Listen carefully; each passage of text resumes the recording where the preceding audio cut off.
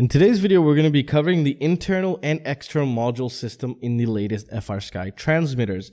Now, this is going to be a beginner's guide. We're going to cover how to enable specific modules and what are their purposes and what can you do with this module system, or basically the external module system, which is in the back right here. So with that being said, let's get started.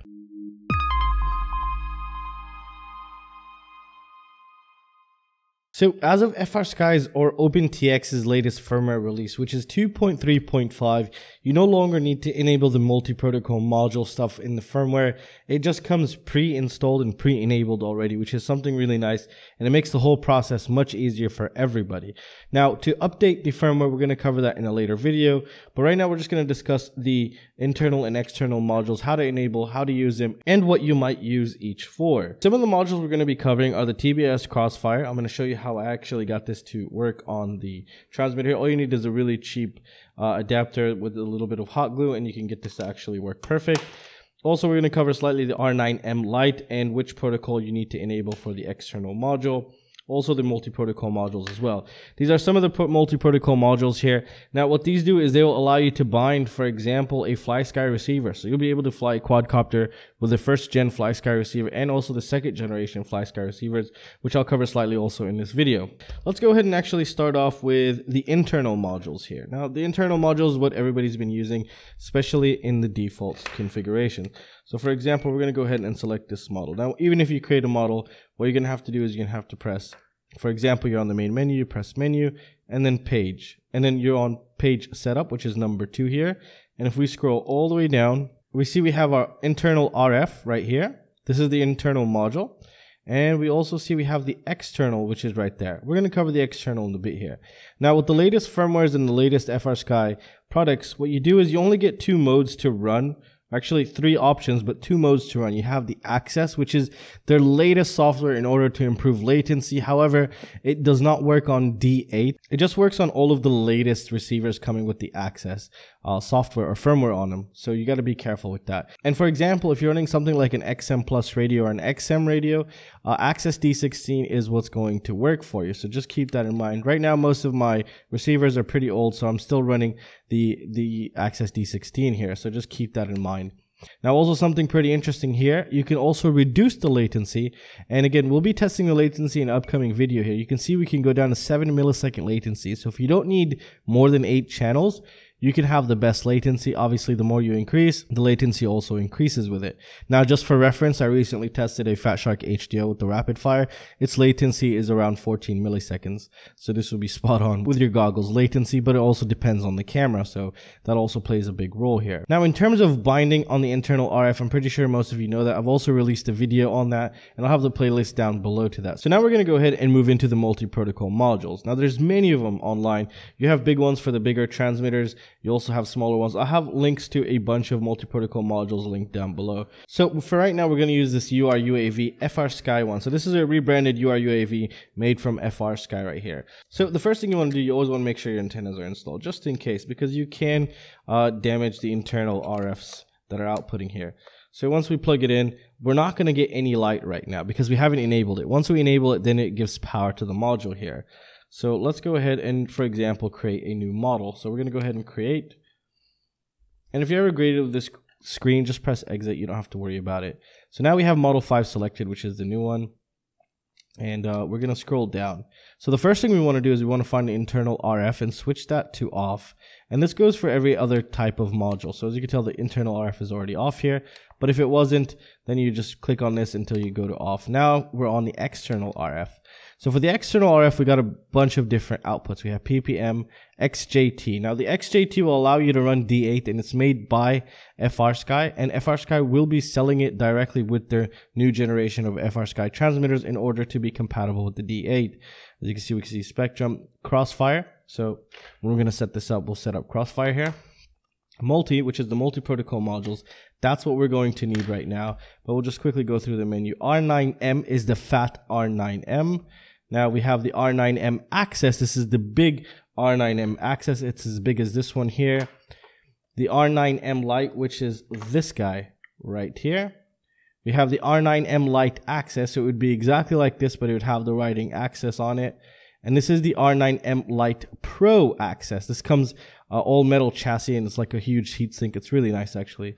And S-Bus output, and the XJT Lite, which is like the XJT we saw earlier, but it comes in this form factor in order to fit the X Lite and the X9 Lite, just like this controller right here. So right now let's go ahead and move back to multi.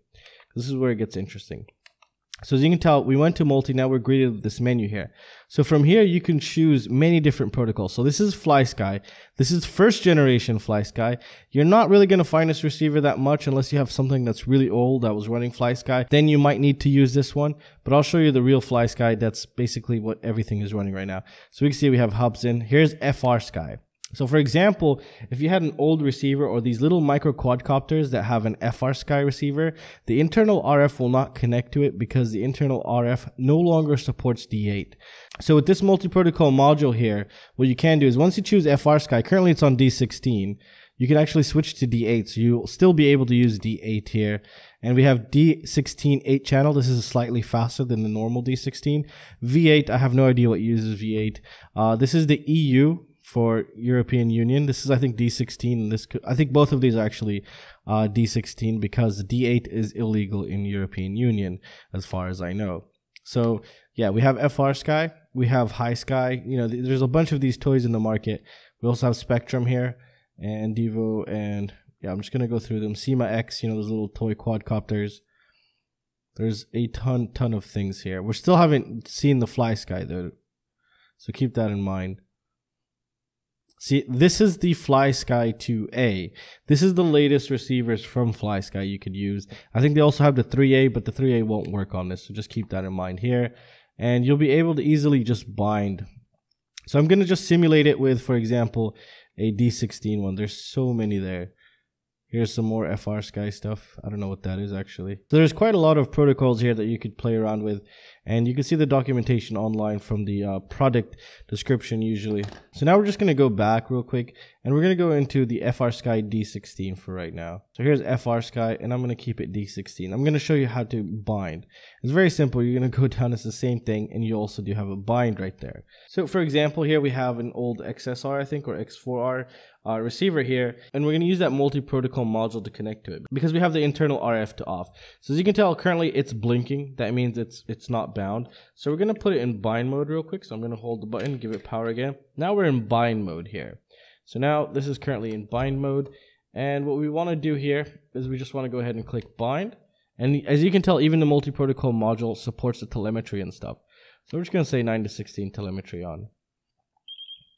So here's a classic issue that you might run into. This is very important because this could drive people crazy, and I'm really glad this happened.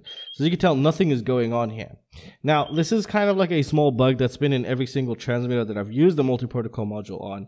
Once you have it set to wherever you want it, so for example, right now we set it to multi-protocol FrSky D16, you want to exit out and actually just reboot it. And when you do that, it'll immediately select the correct protocol because once you keep scrolling... Because once you keep scrolling through the protocols, it tends to just not pick possibly the correct one. It's binding to something you've passed by. And that's been there for ages now, even since the first generations.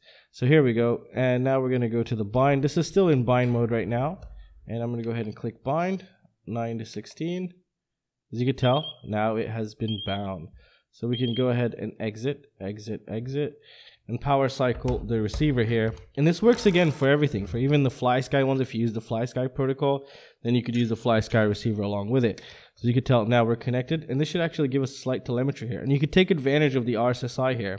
Something I always do, I always use these when I have the D8 protocols for, you know, the small micro quadcopters. When I want to fly with this, I just run this and it gets really great range. Actually, each and every one of these, especially these two, get really great range. The iRange IRX4 Lite and the URUAV TMX5 Lite. They're really good multi-protocol modules in my opinion, and I've been using them for quite a while now. So I'm not just saying that because I just gotten them. I've had these for a really long time now. So right now we've covered the multi-protocol part. So next down the line, I don't think we really need to cover the R9M Lite because you just choose that bind, you're done. But the Tbs Crossfire is a bit different. You need to do a couple things in order to get it to work. So now the TBS Crossfire here is a long-range system. FrSky does also have their own long-range system. As you can tell, it's called the R9M. It does come in this form factor, and it also comes in this form factor in order to work on these devices. So you can choose whatever you like. Now, for example, we're going to cover the Crossfire because it's not as simple as it is to just plug in an R9M here. What you have to do, first of all, is if you take a look at the back, there's no way in hell this is going to fit. So what I've done here is I took the default cover, because it comes with just a blank cover here. I've taken that cover and I've cut just a small hole on the bottom of the cover right there.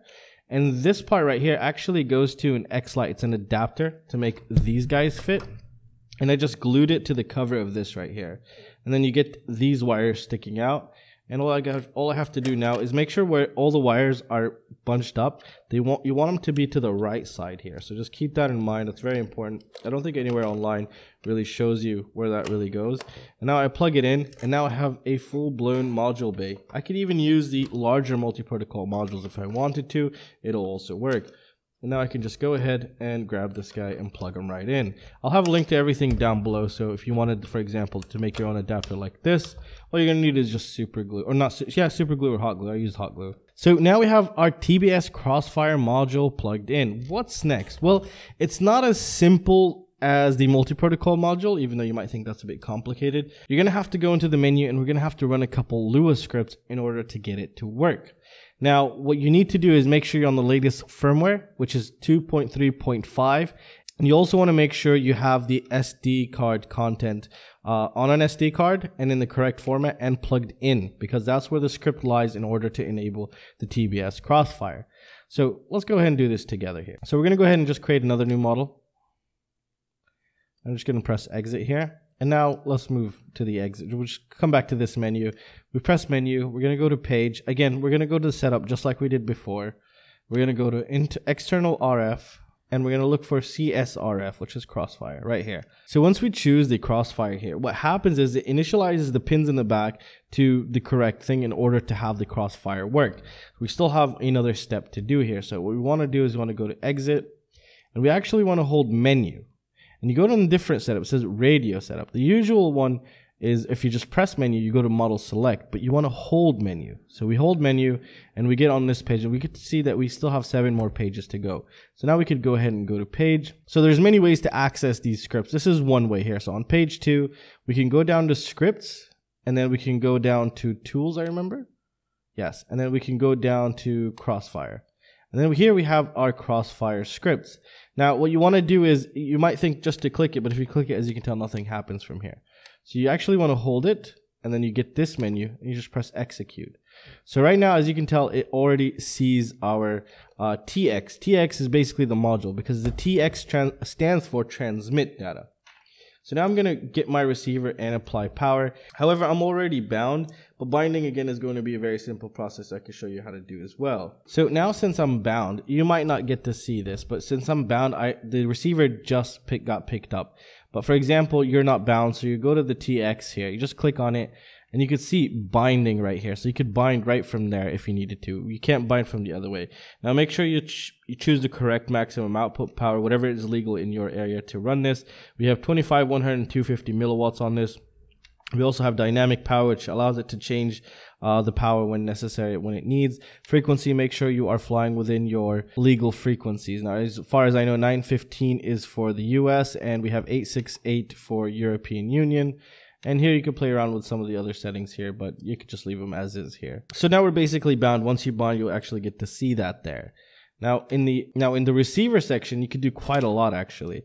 So if we move down here, this is where it gets kind of interesting. So when you take a look at this receiver, some receivers might be different, but you can see channel 1, 2, 3, 4, 5. You can actually map those to do whatever you want. So if you wanted to run the original Crossfire protocol, which is the fastest thing I think currently till this day, which I'll be retesting everything again. But as you can tell, output 1. So what do you want the output to be on channel 1? And this gets pretty interesting. You put spectrum, and you can make it to non-inverted S-bus. So you can put it basically on any RX pad on an F4. You get the normal S-bus, which is inverted, which has to go the specific S-bus pad on an F4 flight controller. But on an F7, it doesn't matter where you put any of these or choose. PPM, if anybody still wants to use PPM for some reason. And we have some other settings, which we're not going to cover in this video here. And you can also make it output PWM channel 1. So that's also really nice. So we're going to keep it on TX. All right. So now like this, we are connected. As you can tell, we even got our RSSI reading here. We can see it's green. We can see our receiver also has no light. I think because I broke the light. But anyways, this thing is on. It's connected. So the Tbs Crossfire is the only one that needs to go through all these Lua scripts and stuff. But everything else is really basic. It's just like binding on the internal module itself here. And it just makes things so much simple and easy. And as you can tell, this is a pretty solid and sturdy setup here. Let's actually pop this off here. So you can see how it is here. I'll have a link to this plastic piece down below. And again, I just used the default cover that comes with the controller here, and I just glued this to the back of it. Just make sure you have enough clearance, and then you get the size right. It shouldn't be that hard. Just plug this on it and see where you want it, because if it's too high, obviously you're not gonna be able to put it. So just, yeah, all it is just some super glue and some hot glue, and you're good to go. I recommend hot glue for the wires inside, and super glue when you connect this plastic piece to the default cover of the device here. And well guys, that's gonna conclude it for this video, guys. Everything is linked down below if you could check those out. Those greatly support the channel. And I do have a Patreon where I give a ton of things away. I'll be giving some of these away this month also, and I give away the Green Hornet to my Patreons last month. So yeah, I do give away a ton of things, not just 1, 2, or 3, or 4. I give 7 to 10 plus giveaways. Even new Patreons have their own separate giveaway. So for example, I got 5 new Patreons this month. There's a giveaway between those 5, and it is a premium giveaway, and you get other benefits also. So go ahead and check my Patreon to know what else you get. And well, that's it. I'll see you in the next one, guys. Peace out.